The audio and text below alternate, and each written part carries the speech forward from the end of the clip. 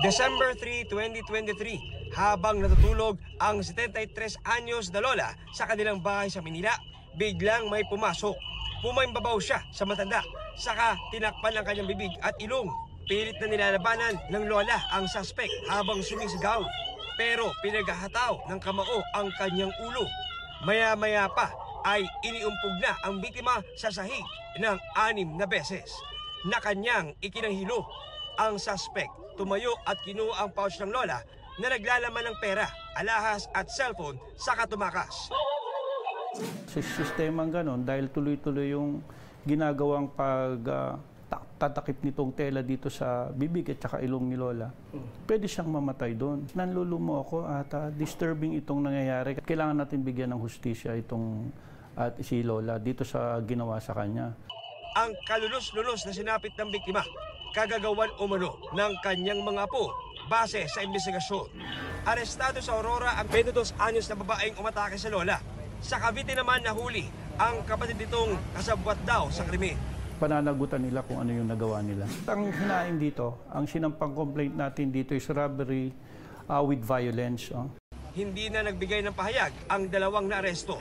Na-recover naman ang ilan sa mga ninakaw sa biktima. Para sa GMA Integrated News, John Consulta ang inyong saksi. May mga pasasalieg at siya ng 7 taong gulang na si Kent, hindi niya tunay na pangalan, nang umuwi siya sa kanilang bahay sa Lapu-Lapu City. Nanginginig at umiiyak pa raw ang bata na dumating na marumi ang uniforme at mga gamit. Ayon sa ina ng biktima, hindi na nakapaghintay ang anak sa sundo nito, kaya mag-isa na lamang naglakad pa uwi. Pero habang naglalakad, kwento ng biktima, bigla na lamang siyang kinaladkad ng isang lalaki at dinala sa abandonadong bahay. Giguroy siya adto niya, adto na itabo nga. Gituok siya niya, gisumbag, gipatiran iya ha. Nagkuan daw ang laki sa iyang dool daw. Nya after kay gipanaog ra po daw siya. Nya mo to nakadagan siya. Natruma siya.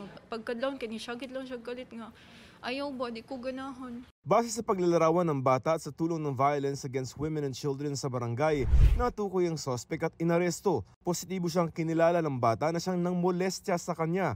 Actually, ma'am, ang naa dito nga ni sulod sa sulod jud ang papa na kay nahadlok ang bata mo gawa sa sakyanan. Pero sa picture, ma'am, mao na jud to siya. Ya, pag abot na mo sa gawas, ito doon sa batang mao na siya. Sinusubukan pa ng GMA Regional TV Balitang Bisdak na makuha ang panig ng suspect.